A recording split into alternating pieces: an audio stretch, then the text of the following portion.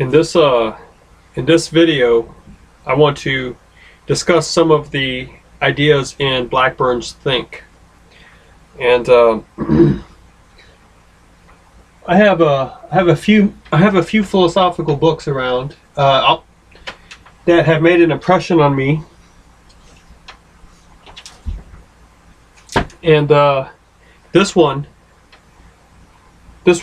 strikes me as a very amenable and just a very good it's a very good introduction. You'll have the textbook style about philosophy, 6th edition book that covers things, well, obviously more in depth. You really have all sorts of ways you can cover this, but I just have to stress again that Blackburn's style is really one of the easiest books to read that is hitting a lot of the major questions without overwhelming. And learning this has two parts to it. Okay, you have to learn the content. And the content is historically is you can approach it a couple ways: through categories like he does, through or through the history of ideas, which would put it in a chronological sequence. Okay, now if you're going to go in a chronological sequence, that's fine. I mean, you can go to quite a way back. I mean, when was Socrates, Plato? Around 400 BC, 300 BC, somewhere around there. But what about the people before them? Because there were people before them, and that were talking about philosophy, and we're coding it, we're having it written down. You can go quite a way back. So think of all the material you'd have to know if you were to approach it through a history of ideas approach. And that would just be Western roots of philosophy, and then as soon as the modern notion of nations sets into place in history, then all of a sudden it's British empiricism, it's American pragmatism, it's a history of Germanic philosophy, and it's just like French existentialists, French linguists, philosophy of language. It's just it's overwhelming, really, and you'll have to decide. Well, the approach that I think that you can take is slow and one idea at a time, regardless really of where the idea is coming from. One idea at a time, and when you realize that this one idea, in order to understand it, or this one perennial question, or this one notion that you really you focus on for a little bit, and then you realize, in order to understand this, I need to also ask myself a new perennial question. A perennial, the word perennial means it's reoccurring, and it'll come back, and it'll come back again, and it'll come like a perennial plant, right? Flowers every year or every 2 years. So there are questions, there are ideas that are perennial. They'll keep on resurfacing, and then maybe they'll fall out of vogue for a while, or fall out of attention, but they don't go away necessarily. And after a while, they come back again, and they are reassessed by new thinkers and new ways of approaching them, and then they very rarely do they actually get answered. But some people may sense that they are more closely approaching an answer, and a lot of these issues are going to eventually be settled by the individual philosopher or thinker, as far as her satisfaction or his satisfaction goes. So I guess what I mean by that is that someone might come along to see you and say, well, I have solved the problem of other minds, the problem of dualism. It is not a problem for me. I know the solution. But see, the trick is, do you know it in such a way that your public audience is convinced that you know it? Because you may eventually reach a steadfast conviction about something. The trick, though, is to get others to see your logic. And so it's a very tricky discipline. And it's one that I think is best approached through a classroom like what we're dealing with, because it just doesn't make good conversation. To sit down with someone that you invite over for dinner and you're like, now what do you think about Descartes' evil demon? Well, actually it depends on the friend, doesn't it? It depends on the person, it depends on the time, it depends on a lot of things. Are you really looking for an answer? I think that's a very important condition. Are you really looking for an answer? So a lot of people will ask questions or whatnot, and they aren't necessarily really looking for an answer. They're asking the question more as a speech act or for another reason. But listen, I don't want you to get at all in any way discouraged. You're doing a great job in the class, and it's a lot. Philosophy is the stuff we are made on, and we were meant for that. All right, we were meant to fall in love with wisdom, and we were meant to desire it. And I have to be careful with that. I think that the human, right, is going to be fully satisfied when he encounters, or when she embraces and knows the fountain of wisdom. Now there are people that are going to be willing to remain unsatisfied, and for them it's more of a fight issue. All right, so I don't want to. There is a dynamic of enemies of wisdom and friends of wisdom at play here, but I just can't help think that even the enemies of wisdom try to use a worldly wisdom or a type of wisdom to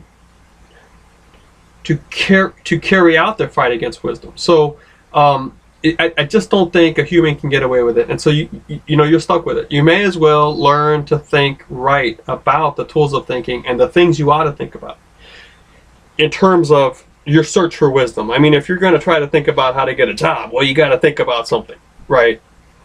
That's not Descartes' evil demon, but in your pursuit of the fullness of your being, which is to say, in your pursuit of wisdom, you need to be thinking about things, and I would say view this as a life work, and you have the rest of your life, right?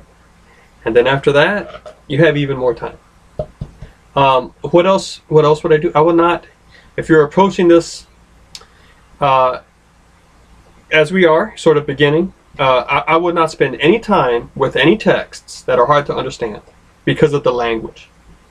Every now as a teacher, I'll introduce, I'll try to get my students to a point where they are beginning to feel comfortable with the content, and this is for a couple of disciplines, not just philosophy.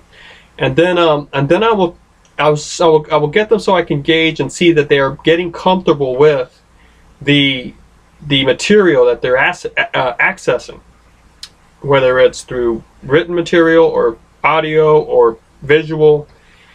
And then I hit them with design, with something a little more challenging to make them aware that okay, you got to make the next step now.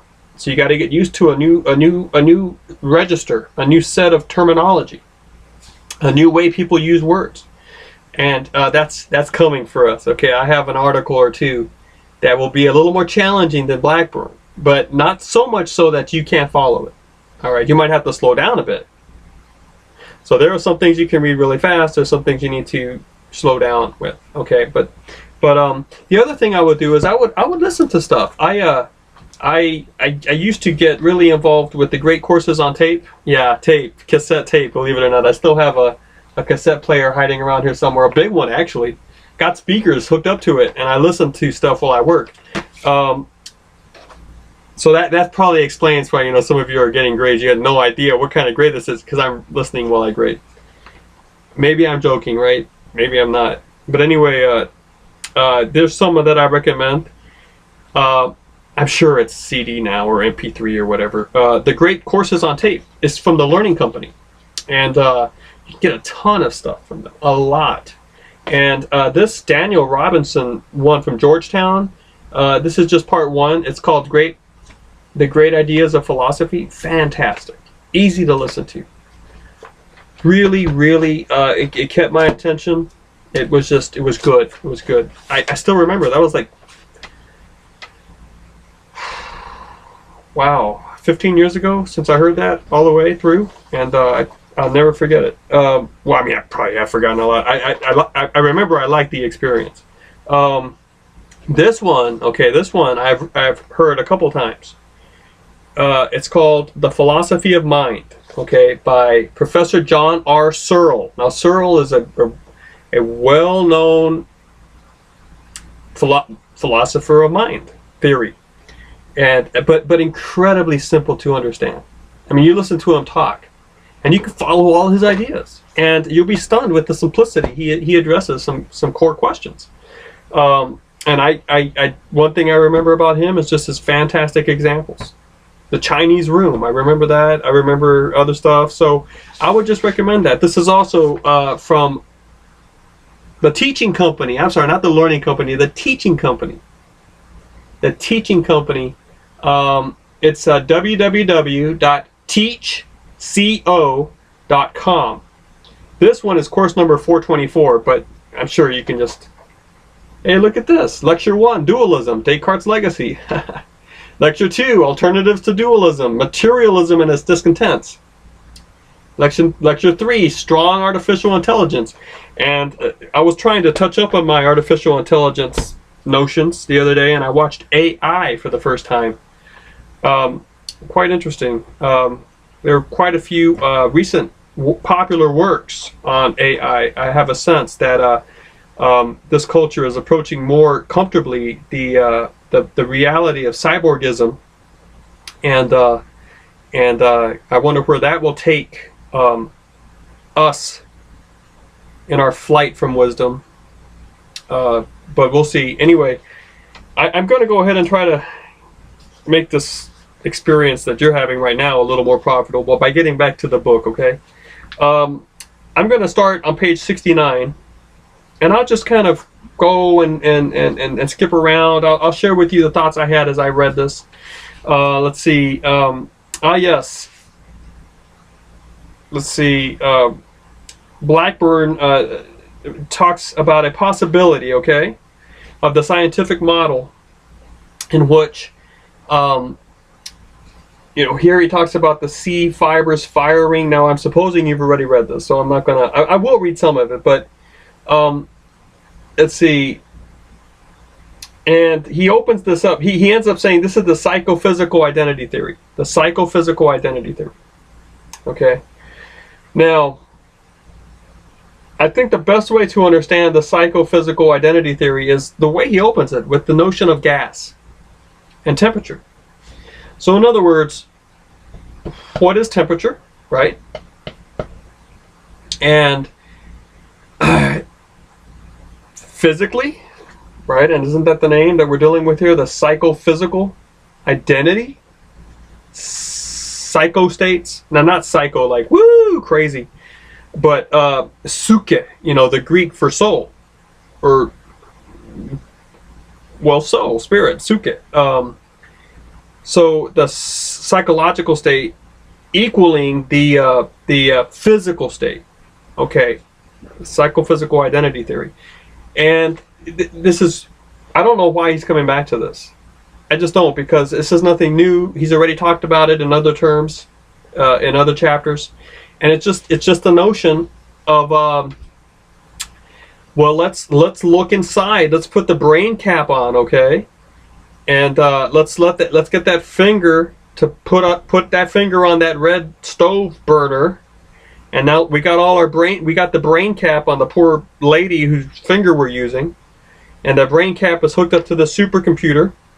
who can now do 1 quadrillion computations a second. I think that they just reached another landmark with supercomputing. It's incredible how many computations this computer can do a second. But let's hook it up to that one, okay? And we got the screen going, and when that finger is on that red burner, man, look at all these yellow bars showing that the C fibers are firing. Okay, now let's bring someone else here. Stick that finger on, put the cap on this other person, stick the finger on. Wow, look at all those C fibers firing. See all the, let's say that the C fiber firings are represented on the computer screen in streaks of red or something, or streaks of yellow. Look at all that yellow streaking up there. The C fibers are firing. Let's bring in a 5-year-old boy, stick on the brain cap on him, put his finger on the hot plate. Let's look at this computer screen. C fibers are firing. Look at all that yellow. Look at all that, and it would be a wave pattern, wouldn't it? It would be a wave pattern. And you would be seeing it on the screen, the wave pattern. You say, yep, it's right there in that frequency and that parameter. It's pain.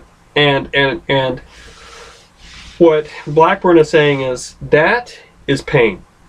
And everyone is getting that frequency.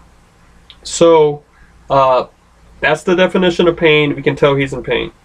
And it would be like the gas. I should have kept on with that initial one. The gas and temperature. So temperature is really a measurement of kinetic energy. How fast quantum parts, well, I guess not quantum parts, atomic parts. Atomic parts are like elements, like electrons, all right, are bouncing around. Or so when a and this is particularly seen in gas, you know, when those gas molecules are bouncing around each other and they have a lot of movement, there's a lot of bouncing around, we call that heat. And we measure that with a temperature gauge. You stick it in there and it rises, all right? Well, what's transferring is energy. It's kinetic energy. The bouncing of those molecules imparts motion, imparts that momentum, that kinetic energy, just a fist, you know, a fist, poof, oh, you know, okay, so this had kinetic energy and it imparted it to my face, and now I felt it a little bit there. So those molecules are hitting that thermometer, or whatever it is, let's just say a thermometer with mercury in it, and that jarring energy is passed into the mercury, and it's causing the mercury molecules or atoms, whatnot, to shake. Because it has energy, and where does the shaking go? They're bouncing off each other, and they have to expand. See, because you trap them in that glass tube, so there's only one free space in that glass tube. That's at the top, and so all that shaking pushes the ones they have to move. They want to move. It's kinetic energy. So those atomic mercury molecules or atoms start rising up the tube, and it's just movement. They wanted to move, and the only place you left them to move was up the tube. So the faster they move up the tube, or the higher they move up the tube, the more kinetic energy that is in that pot of water. Because the water molecules are bouncing around like crazy. They're bouncing around so fast, so hard, that they're jumping off into the air, even because you turn on the stove too high or something, you know. Anyway, that's temperature. Physically, that's temperature. Now stick your finger in that water, see? Do we care about it in that way? No, we experience temperature so much differently. So what I'm saying here is I don't think Blackburn really buys into this. Or if he does, because he introduces it a certain way, and he doesn't really undercut it. But he just kind of leaves it out there. So, you know, Blackburn may actually be a proponent of this, but I just, you know what, it has a big problem, and it's the problem of qualia. Now, Blackburn has used the word qualia quite a bit already. Qualia, qualia. And qualia is just the question of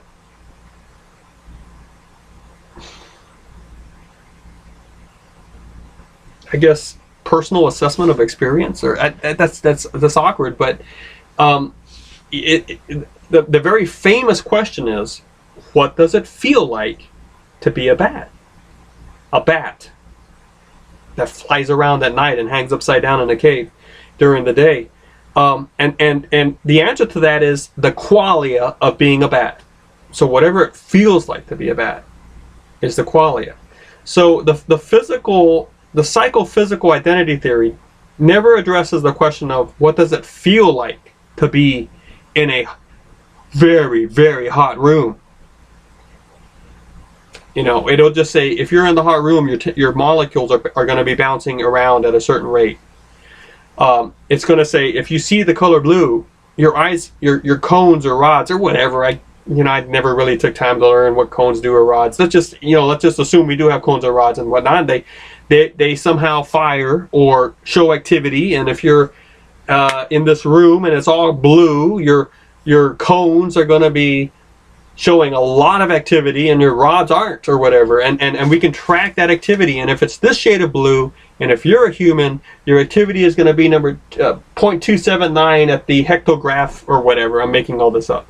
And then we bring another human in and we put them in the same room, and sure enough, the rod activity is 2 points. The psychophysical identity theorist is going to say that's blue. That is what it means to see blue. And of course, we all know, when I think about blue, I don't think about bouncing wavelengths. I think about blue. I'm seeing it right now. There it is. Or, I got this knot book right here. You see that right there? It's the red monkey fist. So I'm thinking about red. And I don't think in terms of, oh, wow, those wavelengths are really high. Wow. Or actually red. They're stretched out. Those wavelengths are just, wow, it's like a very smooth wavelength perception. No, we don't do that. We don't experience it that way. We're different. We have qualia, and that's why Blackburn just leaves the question as to, well, he says, I don't know about this. I don't know how to tell you that you're not a mutant or a zombie. All right. And the thing is, he does refer to, and he finally gave us a term for this, first person authority. So when you hear that term, first person authority, what that means is that, look, I'm going to demonstrate first person authority right now, okay? In fact, I'll do it with, let's do it with this. This, memory stick. It's red. I am experiencing red. I see red. I see red. I know it's red. And you're watching me in the video. Did you see it too? I don't know. I mean, I don't know what you saw. I know I saw red. You're not going to be able to unconvince me of that. So talk to me about modern optics theory and how it is the red wavelength that is being reflected from this. I'm not sure I believe that. I'm just saying that that's modern color theory, right? Modern optic theory. That the red wavelength is being reflected from the light, and all other wavelengths are being absorbed. So in fact, this is anything but red. It can be any number of colors, all colors except red. I don't operate like that. It's red, and I've experienced it. And you know what? I'll tell you something else. I really think I exist. And I'm utterly convinced I do. And I think also that there is a reality outside of me that exists too. And I can't prove it to you. But I just know. I guess I should say I have no presence of doubt, which is a little different, but I have no presence of doubt. So as far as I'm concerned, I know. And yeah, but does that do anything for you? See, that's first person authority. It's just, well, thank you very much. I guess that doesn't help me out, but I'm glad it helped you out, Dr. Horn. Yeah, see, that's first person authority. See, but you know what? I think that is something we shouldn't blow off. And when you try to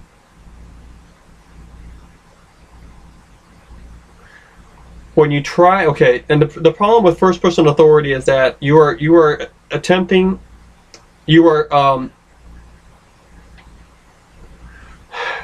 there has been it's sort of like the fountain of youth. It's sort of like a chimera, a holy grail of philosophy, and that is to, or there are a couple of them, but one is to establish truth on such a basis that those who understand what you're saying cannot disagree.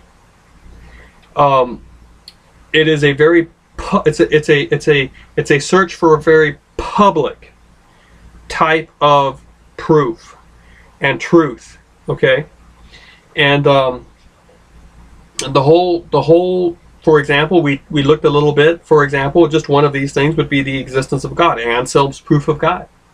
Why was Anselm? You know what, Anselm? I don't think Anselm was ever running around saying, "I wonder who God is. I wonder if He exists." I think Anselm thoroughly believed that God existed. But why did Anselm even try to come up with a proof for God's existence? Well, perhaps he desired to demonstrate to other people that it is a reasonable activity to believe in God. And it is not absurdity. It is not craziness. It is not the same as saying 2 + 2 = 7. So maybe Anselm was trying to argue himself into a position where others would have to admit that, yes, you could take the evidence to mean that somebody made it, God exists. Or maybe he was trying to present an idea or an argument in such a way that those who understood what he was saying was forced to admit that God exists. But that's what I mean. That's sort of public apologetic. It is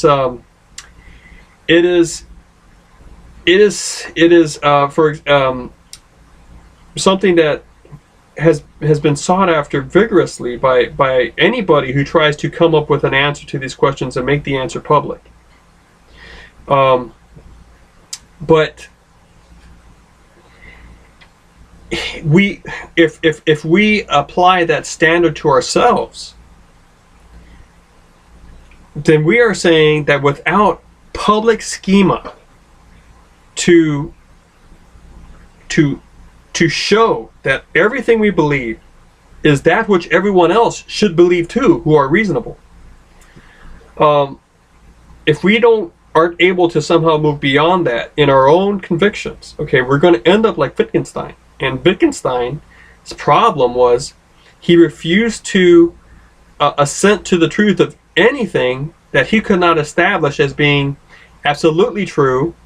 Well, see, if something is true, it's absolutely true. But what I'm saying is he needed it to be in a very mathematical-esque type of proof before he even assented. So he in fact would he would not say something like this, because and this comes back to something that Blackburn covered before. Wittgenstein would never say, because I can't remember whether I was happy yesterday or not, I wasn't happy. Or he might say something like this: I do remember laughing yesterday, but I can't really remember. I'm not sure if the experience I remember now, I'm not sure whether that was really the experience I had yesterday when I laughed. So I'm not even sure that I was happy yesterday in the way I'm defining the word happy today, because how do I know, Wittgenstein is saying, how do I know that my definition of happiness hasn't slid, hasn't shifted? Because my memories can be wrong. And so I'm not going to even, I think somewhere in here Blackburn called that the private idea of Wittgenstein. And Wittgenstein, encouraged us to ignore the private facts. And Wittgenstein would he wouldn't. Oh, here it is right here. Here's what he said verbatim, right? Always get rid of the idea of the private object in this way. Assume that it constantly changes, but that you do not notice the change because your memory constantly deceives you. So here is a man that has actually been, what I would think. Now, I have made no claims to know him personally, of course not. That's ridiculous. He's been long dead, and nor do I make a claim to have thoroughly understood all his works, although I have been working through his believe it or not, I read part of it on the plane trip I took the other day, his Tractatus, or pretty dense stuff, but paralysis by analysis, you know. So really, Wittgenstein, you're not going to say that you don't have a history, because you can't be sure that the memory you have of yourself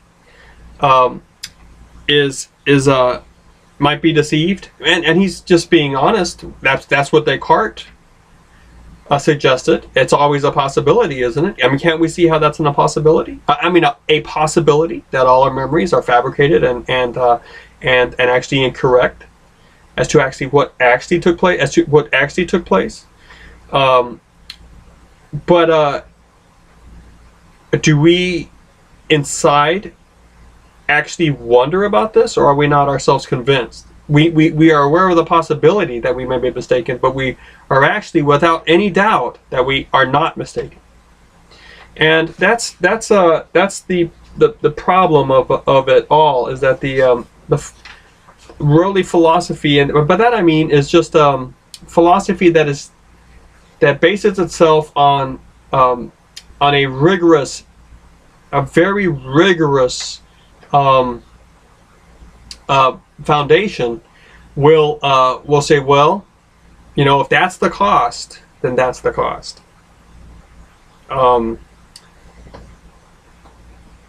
I just think that we are in a certain predicament here where we do know things,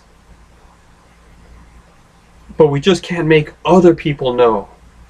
We can know, in that we can get to the point where, for us, we have no doubt that X is Y, or that this state of being obtains, and that if it obtains for us, it obtains for everyone.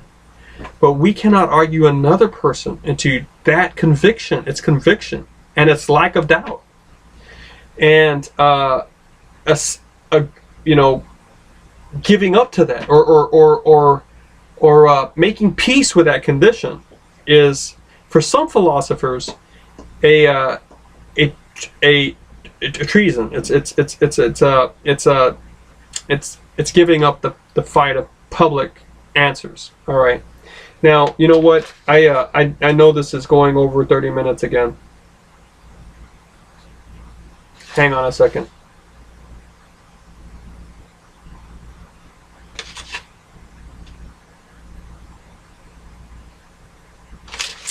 I'm trying to see what I can quickly mention before I have to do this, to move on. I guess I'm going to end with this, and I left half my notes on this chapter. I'm not discussing them. Maybe I'll do it next time on another video. Maybe I will. Maybe we'll take a break from Blackburn, read something else, and then I'll talk about this. But I do want to ask you to consider something, that Blackburn is not really, you know, yet, and he should be doing it here in mind. He really should. But I see that this chapter is ending soon, and he's moving on to the will and the self. But you know, people have considered a third option. See, Blackburn is still really skirting around this issue of reality and knowledge. You see how the two mix. Now, the study of reality is ontology. The study of knowledge is epistemology. You should know those terms, epistemology. But, you know, can you really separate them? Because you know reality. You access it through knowledge. But let me ask you this. So the question has been, if Descartes threw us a loop, he said dualism is a possibility, the mind-body problem. How does the non-physical interact with the physical? How does the cue ball ever hit and make into motion that first ball? I mean, the cue stick ever hit that cue ball, which will then hit other balls and get a physical activity and engage in engender a physical activity? How are you ever going to move that cue ball if your mind the cue stick is non-physical, and the cue ball is completely physical. Okay, so how does my mind make me open my hand? Not now, not now, but now. And I knew I would do it on the third one. How did that happen? So you have Locke saying super added, experiences of consciousness. You have Leibniz suggesting that it really is all connected in a physical way. We just don't understand all the dimensions of physical. And you have other people saying it's all physical. It's all physical. Now, at least Leibniz was saying there are other dimensions of physicality that we don't understand. And what looks like a circle on one aspect, if we switch our glance a little bit, it's going to be an ellipse as it is projected upon another plane. But he had two planes going.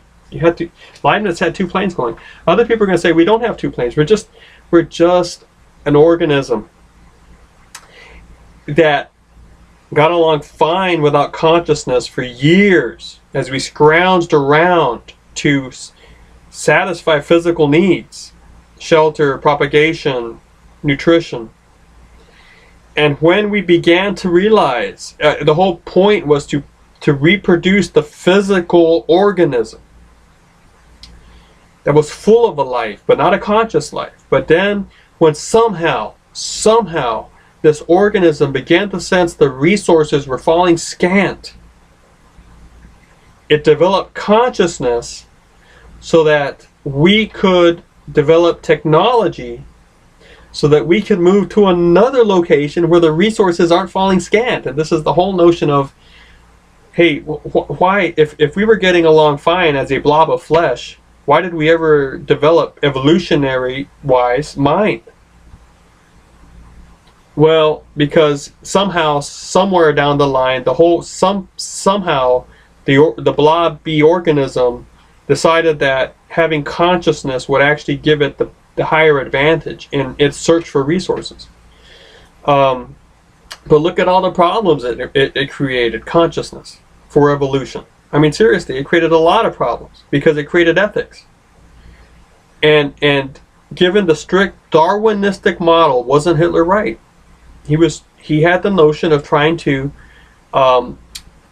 take one class and have it be the master class because he thought it was a stronger class, or he thought if you took or what about eugenics, where you just focus on the healthier, the stronger specimens of humanity, and you allow them to propagate, and you kill the weaker ones because then you have more food. Wouldn't that be a better evolutionary model? So ethics throws a huge wrench into evolution, as my thinking goes. But so where did this mind come from? So evolution, in the course of events, somehow this having mind is somehow an advantage. Whether it's going to be the way we actually get a solution to take us to another planet where the resources are fresh, or figure out a way to create immortality for the physical. I mean, we've already discovered the gene that causes aging. If we could just cap those ends and stop them from shrinking, I believe, or whatnot, then we won't age. Or maybe deep freeze, or maybe cyborgism. How many parts of this wetware can we replace with hardware to prolong the life of the consciousness?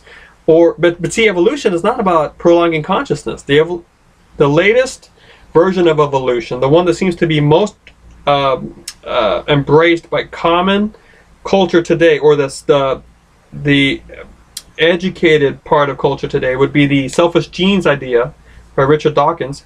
And so it's not about you, it's about your genes. And if you turn yourself into a machine, the genes won't allow it, right? Because all of a sudden you're not passing on genes anymore. You're passing on, you're just prolonging consciousness. But evolution was never about personal, individual enrichment of life. It was about, as far as like the most current explanation of it, it says that it's about passing on genes. So consciousness was a big mistake then.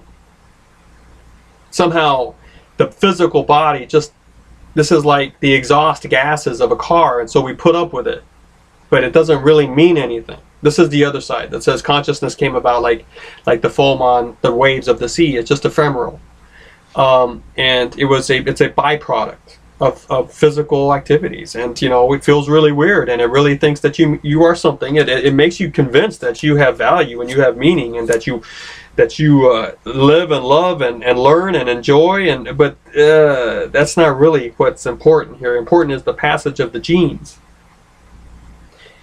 and the genes desire a better physical host, so they will reward someone who runs faster or who is healthier and doesn't get as sick as some others do. The whole idea of the gene pool and the strong gene pool and that sort of thing. So then consciousness is just a mistake. So what I'm saying is, okay, so far in this book, you've been presented the idea of physicalism, and that's it. So consciousness evolves to help your genes find a better wetware or a better place to live, or consciousness is a mistake. It's just physicalism. That's all there really is, just physical activity. Or there's dualism, where you know there's something else, but you just can't explain how it interacts. And it's a ground zero sign. It just frustrates you. You realize that it's a huge crack in your notion of reality, so you end up talking about models of reality and versions of reality, and you're trying to balance two different schemes, because obviously there's the non-physical world and the physical world, and they don't interact because you can't get past dualism. So what happens in the physical world doesn't really matter to the non-physical world. So maybe you really can be just incredibly lascivious and promiscuous in the physical world, because you got the soul that's not really connected to how you treat your body, and there's all sorts of stuff. Now, that is just a very strange correlation to some people's notions of dualism, but you really can't explain it, and you end up with two notions of reality. And you just know that if reality is reality, it's not bifurcated. It's a unified one thing. So no one is ever an easy dualist, okay? But the thing that Blackburn has yet to really propose to us as a possible solution to all of this is the question that, what if it's all mental? What if it's all mental? And that just, I don't see how that can't be a live option. So I encourage you to run with that. Think about that. Physicalism has deep problems. Dualism is untenable as a unified system. So we ought to investigate the possibility that it's all mental. And what does that mean?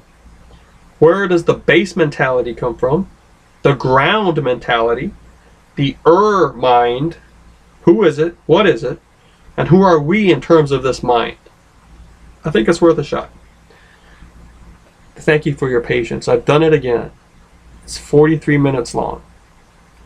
Maybe you should start fast forwarding this stuff. Take care. Have a good night.